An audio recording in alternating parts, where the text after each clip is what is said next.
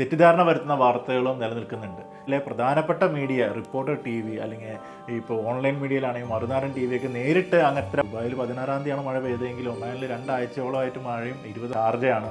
Sharjah, Al Majaz, അൽവഹദ, Abu ഷഗറ ആ സൈഡാണ് ഇപ്പോൾ ഏറ്റവും കൂടുതൽ വെള്ളം ഇപ്പോഴും കെട്ടി നിൽക്കുന്നതെന്നാണ് അറിയാൻ സാധിച്ചത്. ഇവിടെ നമ്മളായാലും ഇവിടെ ലോക്കലി ആയിട്ട് നമുക്കറിയാവുന്ന ഇന്റർനാഷണൽ സിറ്റിയിലും അൽബർസാനിലൊക്കെ അതുപോലെ തന്നെയുള്ള ഒരു വാർത്തയാണ് ഇപ്പോൾ അടുത്ത ആഴ്ച മഴ പെയ്യുമെന്നുള്ളത്. വാർത്തയാണെന്നുള്ളത് നമുക്ക് ആ ഡേറ്റ് കണ്ടാൽ തന്നെ അറിയാം. ഒരു ചെറിയ മഴ അല്ലെങ്കിൽ ഇപ്പോൾ ചൂടുകാലം തുടങ്ങാൻ പോവുകയാണ്, അതിൻ്റെതായ രീതിയിൽ ഒരു ക്ലൈമറ്റ് ചേഞ്ചിനുള്ള ഒരു മഴ ഉണ്ടാവാനാണ് സാധ്യത.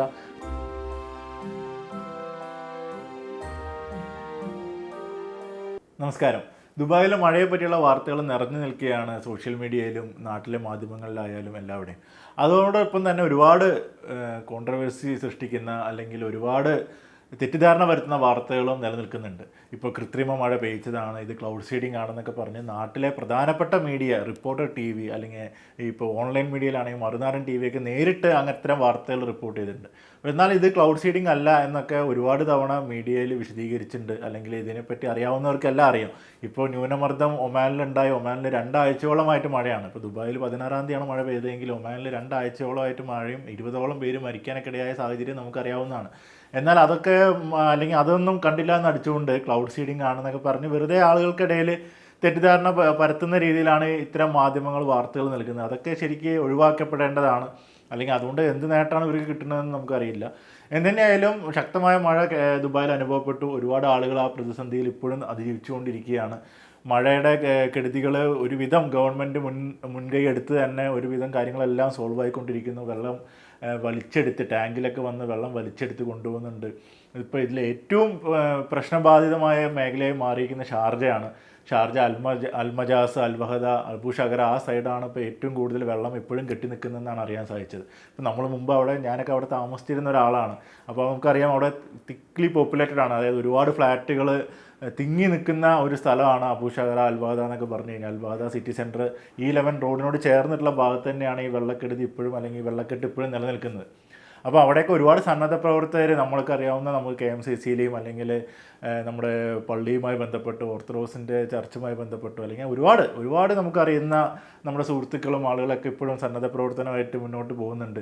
ഇപ്പോൾ ഇവിടെ നമ്മളായാലും ഇവിടെ ലോക്കലി ആയിട്ട് നമുക്കറിയാവുന്ന ഇന്റർനാഷണൽ സിറ്റിയിലും അൽബർസാനിലൊക്കെ ഭാഗത്തൊക്കെ നമ്മൾ ഇന്നലെയൊക്കെ കുറേ ഭാഗങ്ങൾ അതിനു വേണ്ടി പോയിരുന്നു.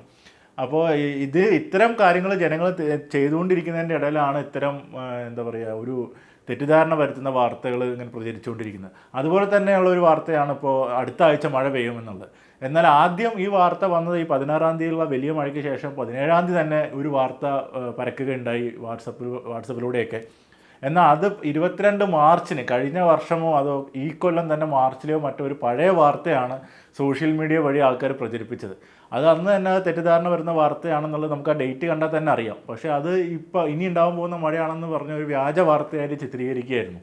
അതിനുശേഷം എന്നാൽ ഇപ്പോൾ വീണ്ടും മഴ വരാനുള്ള സാധ്യതയുണ്ടെന്ന് NCM ഇവിടുത്തെ കാലാവസ്ഥ റിപ്പോർട്ട് ചെയ്യുന്ന അല്ലെങ്കിൽ കാലാവസ്ഥ നിരീക്ഷിച്ച് നമുക്ക് അറിയിപ്പുകൾ തരുന്ന അതോറിറ്റി തന്നെ പറയുകയുണ്ടായി. എന്നാൽ വലിയൊരു മഴ ഇനി ഉണ്ടാവില്ല എന്ന് തന്നെയാണ് അവരും പറയുന്നത്. ഒരു ചെറിയ മഴ അല്ലെങ്കിൽ ഇപ്പോൾ ചൂടുകാലം തുടങ്ങാൻ പോവുകയാണ്, അതിൻ്റെതായ രീതിയിൽ ഒരു ക്ലൈമറ്റ് ചേഞ്ചിനുള്ള ഒരു മഴ ഉണ്ടാവാനാണ് സാധ്യത. ലൈറ്റ് ടു മോഡറേറ്റ് റെയിൻ എന്നാണ് അവരുടെ സൈറ്റിൽ തന്നെ നമുക്ക് നോക്കി കാണാൻ സാധിക്കുക. ചില ഭാഗങ്ങളിൽ ഔട്ട്സ്കേർട്സിലൊക്കെ ചിലപ്പോൾ കുറച്ച് ഹെവി ആവാൻ ചാൻസ് ഉണ്ട്. എന്നാലിപ്പോൾ ഈ കഴിഞ്ഞ ആഴ്ച പെയ്ത പോലെ ഒരു തോരാ മഴ ഇനി ഉണ്ടാവില്ല എന്ന് തന്നെയാണ് വളരെ വിദഗ്ധമായി അവർ നിരീക്ഷിച്ച് പറയുന്നത്. അപ്പോൾ അത് ഒഴിവാക്കി എന്നാൽ ഇപ്പോഴും സോഷ്യൽ മീഡിയയിൽ ഒരുപാട് പേജുകളും ഇതും ആളുകളെ ഭീതിപ്പെടുത്തുന്ന രീതിയിൽ അടുത്ത മഴ വരുന്നു, ഇനിയും വരുന്നു മഴ എന്നൊക്കെ പറഞ്ഞ് റിപ്പോർട്ട്സ് കൊടുക്കുന്നുണ്ട്. മഴ വരുന്നു എന്നുള്ളത് നമ്മൾ അറിയിക്കണമെന്നാൽ ഇവിടെ മഴ ഇപ്പോൾ ഒരുപാട് മഴ നമ്മൾ പെയ്ത് കണ്ടതാണ്. അല്ലെങ്കിൽ ക്ലൗഡ് സീഡിങ്ങിൻ്റെ മഴയും എല്ലാം നമ്മളുണ്ടായിരുന്നു. ഇപ്പോൾ ഇങ്ങനൊരു മഴ ഇപ്പോൾ 75 വർഷത്തെ ചരിത്രത്തിൽ ഇങ്ങനൊരു മഴ വന്നപ്പോഴാണ് നമുക്ക് ഇത്രയും പ്രയാസങ്ങളും ബുദ്ധിമുട്ടുകളും ഉണ്ടായത്. ഇപ്പോൾ നമ്മുടെ നാട്ടിലായാലും ഇപ്പോൾ ഈവൻ ചെന്നൈയിലായാലും വലിയ വലിയ സിറ്റീസിൽ ഡൽഹിയിൽ ബോംബെയിലൊക്കെ ഇങ്ങനെ മഴ പെയ്യുമ്പോൾ എന്താണ് ഉണ്ടാവുന്നത് നമുക്ക് കാണാനായിട്ട് സാധിച്ചിട്ടുണ്ട്. അതിൻ്റെ ഒരു ഭാഗം തന്നെയാണ് ഇപ്പോൾ ദുബായിൽ ഉണ്ടായത്. ഒരു എന്താ പറയുക ഒരു ദുരന്തം ഉണ്ടാവുന്നതെന്ന് പറഞ്ഞാൽ എപ്പോഴും ഉണ്ടാവുന്നതല്ല. അത് ആ സമയത്ത് അങ്ങനെ ഉണ്ടാകുമ്പോൾ നമ്മൾ അത്തരം സഫറിങ്സിലൂടെ നമ്മൾ കടന്നു പോകും. ഇപ്പോഴും ഒരുപാട് പേര് ബുദ്ധിമുട്ടുന്നുണ്ട്. അവരെല്ലാം അതിൽ നിന്ന് തിരിച്ചു കൊണ്ടുവരാനൊക്കെ ഒരുപാട് ശ്രമിക്കുന്നുണ്ട്. എന്നാൽ ഇതിൽ ഏറ്റവും കൂടുതൽ ബുദ്ധിമുട്ട് അനുഭവപ്പെട്ടത് ഞാൻ നേരത്തെ പറഞ്ഞ പോലെ ഷാർജയിലുള്ള ആളുകളാണ്. ഇപ്പോഴും കറണ്ടില്ലാണ്ടും വെള്ളമില്ലാണ്ടൊക്കെ ഒരുപാട് പേര് ബുദ്ധിമുട്ടുണ്ട്. എന്നാൽ സന്നദ്ധ പ്രവർത്തകർ അവർ പരമാവധി സഹായിക്കാൻ നോക്കുന്നുണ്ട്. ചില ക്ലിനിക്കുകൾ, ഡോക്ടേഴ്സൊക്കെ ട്രക്കിലും വലിയ വലിയ വണ്ടികളിലൊക്കെ അല്ലെങ്കിൽ മറ്റേ വെള്ളത്തെ അതിജീവിച്ച് പോകാൻ സാധിക്കുന്ന തരത്തിലുള്ള വണ്ടികളിലൊക്കെ പോയിട്ട് ഇപ്പോഴും കുറേ വീടുകളിലൊക്കെ ആളുകളെ സഹായിക്കാനും ശുശ്രൂഷിക്കാനൊക്കെ പോകുന്നുണ്ട്. അൽനൂർ ക്ലിനിക്കൊക്കെ അങ്ങനെ ചെയ്യുന്നുണ്ടെന്ന് പറഞ്ഞിട്ട് ഇന്നലെ ഫസലുവിൻ്റെയൊക്കെ വീഡിയോ കാണാനിടയായി. അപ്പോൾ അത്തരം ആളുകൾ മുന്നിട്ടിറങ്ങുന്ന സാഹചര്യത്തിൽ നമ്മൾ പരമാവധി ആൾക്കാരെ സഹായിക്കാൻ ശ്രമിക്കുക, അല്ലെങ്കിൽ ആൾക്കാരെ ബുദ്ധിമുട്ടുണ്ടാക്കാതിരിക്കാനാണ് ശ്രമിക്കേണ്ടത്. അല്ലാതെ ഇങ്ങനെ വ്യാജ വാർത്തകൾ ഇറക്കുകയും അല്ലെങ്കിൽ അതിനെപ്പറ്റി ചർച്ച ചെയ്യാതെ നമുക്കെന്ത് ചെയ്യാൻ സാധിക്കും എന്നതിനെ പറ്റിയാണ് നമ്മൾ കൂടുതലും ചെയ്യേണ്ടത്. അതുപോലെ ഇതിൽ ഏറ്റവും ബുദ്ധിമുട്ട് ഇപ്പോൾ അനുഭവപ്പെട്ടിരിക്കുന്നത് വണ്ടികളുടെ കാര്യമാണ്. അതായത് വണ്ടികൾ നമുക്കിപ്പോൾ റോട്ടിലൂടെ പോകാൻ, ഇപ്പോൾ ഇന്നലെ ഞാൻ പറഞ്ഞു ഇന്ത്യൻ സിറ്റിയുടെ ഭാഗത്തേക്ക് പോകേണ്ടി വന്നു. അവിടെ ഒരു വീട്ടിലെ ഒരു ഭാഗത്ത് വെള്ളം കെട്ടി നിൽക്കുന്ന സ്ഥലത്ത് ഒരു ബിൽഡിങ് ആളുകൾക്ക് പുറത്തിറങ്ങാൻ സാധിക്കാത്തൊരു സാഹചര്യമുണ്ട്. അപ്പോൾ അവിടെ ആളുകൾക്ക് ഭക്ഷണം കൊടുക്കുക അല്ലെങ്കിൽ അത്യാവശ്യമുള്ള പാരസെറ്റമോൾ അങ്ങനത്തെ മരുന്നുകളൊക്കെ എത്തിക്കാനായിട്ട് പോയപ്പോൾ നമ്മൾ കാണാൻ സാധിക്കുന്നത് വണ്ടികൾ, ഇഷ്ടം പോലെ വണ്ടികളാണ് റോട്ടിൽ ഇങ്ങനെ എന്താ പറയുക, നമ്മൾ ഇങ്ങനെ വണ്ടികൾ ഇങ്ങനെ ഒന്നുമില്ലാത്ത അനാഥപ്പെട്ട് കിടക്കുകയാണ്. ഇപ്പോൾ ഗവൺമെൻറ് തന്നെ വണ്ടികൾ ഉപേക്ഷിച്ച് പോയവർ വന്ന് ആ വണ്ടികൾ എടുത്ത് മാറ്റാനുള്ള ക്രമീകരണങ്ങൾ ചെയ്യണം എന്ന് പറഞ്ഞിട്ടുണ്ട്. പക്ഷേ ഇപ്പോൾ ഈ നമ്മുടെ റിക്കവറി ഒന്നും വിളിച്ച് കിട്ടി വരാൻ ആളുകൾ കിട്ടാനില്ല. ഈവൻ റിക്കവറി എല്ലാം തിരക്കിലാണ്, എല്ലാവരുടെയും വണ്ടികൾ ഇങ്ങനെ കെട്ടിക്കിടക്കുകയാണ്. അതാണ് ഇപ്പോൾ ഏറ്റവും ദയനീയമായ കാഴ്ച. അതായത് എനിക്ക് തോന്നുന്നു ദുബായിൽ ഒരു 10% മൊത്തത്തിലുള്ള വണ്ടികളുടെ ഒരു 10% വണ്ടികളും ഈ ഒരു വെള്ളത്തിൻ്റെ ഈ ദുരന്തത്തിൽ പെട്ട് നശിച്ചു പോയിട്ടുണ്ട്. അതിനി വണ്ടി നേരെയാക്കാൻ പറ്റുന്ന സാഹചര്യത്തിലാണോ അതോ പൂർണ്ണമായിട്ടും പോവോ? ഒരുപാട് മലയാളികളുടെ ഒരുപാട് വണ്ടികൾ ഷാർജ ഭാഗത്തൊക്കെ വെള്ളത്തിൽ ഇങ്ങനെ ഒഴുകിക്കിടക്കുന്നതായി നമുക്ക് കാണാൻ സാധിക്കും. അപ്പോൾ അത് അവരെ സംബന്ധിച്ച് അത് ഭയങ്കരമായ ഒരു നഷ്ടമാണ്. കാരണം ഒരു വണ്ടി ഇനി കിട്ടുക അല്ലെങ്കിൽ ലഭിക്കുക എന്നുണ്ടെങ്കിൽ എന്തുമാത്രം കഷ്ടപ്പാടും ബുദ്ധിമുട്ടുകളും അനുഭവിക്കേണ്ടി വരും. അതുപോലെ തന്നെ വാണിജ്യ സ്ഥാപനങ്ങളുടെ കാര്യം, ഒരുപാട് ബിസിനസ് എഫക്റ്റ് ചെയ്തിട്ടുണ്ട്. വലിയ വലിയ സിറ്റി സെൻറ്റർ, ഇപ്പോൾ ഈവൻ ദുബായ് മാൾ പോലും നമ്മൾ കണ്ടു. അപ്പോൾ ആ ഷോപ്സിനൊക്കെ വന്നിരിക്കുന്ന വലിയ നാശനഷ്ടം. അതുപോലെ ഇപ്പോൾ ഈവൻ നമ്മുടെ ഈ ഭാഗത്ത് തന്നെ ആയാലും ഈ ചെറിയ നമ്മുടെ ഈ സ്ഥലം വലിയ വെള്ളക്കെടുതി വലിയ പ്രശ്നങ്ങളില്ലാത്ത സ്ഥലമായിട്ട് പോലും അന്ന് പെയ്ത ആ മഴയുടെ ഒരു തീവ്രത കൊണ്ട് ഉണ്ടായ വെള്ളപ്പൊക്കത്തിലാണ് നമ്മുടെ അവിടെ ഇപ്പോൾ ഈ KFCയിലായാലും ബാസ്കിൻ റോബിൻസിലായാലും ലൈഫ് ഫാർമസിയിലായാലൊക്കെ വെള്ളം കയറി അവിടെ എല്ലാം ഒരു മുട്ടിന് മേലെ വെള്ളം കയറിയതുകൊണ്ട് തന്നെ ആ ഭാഗത്ത് ഒരുപാട് നാശനഷ്ടങ്ങൾ അവർക്ക് നേരിടേണ്ടി വന്നു. ഇപ്പോഴും അവരത് ക്ലീൻ ചെയ്തുകൊണ്ടിരിക്കുകയാണെന്നാണ് നമ്മൾ ഇന്നലെ പോയപ്പോഴും കാണാൻ സാധിച്ചത്.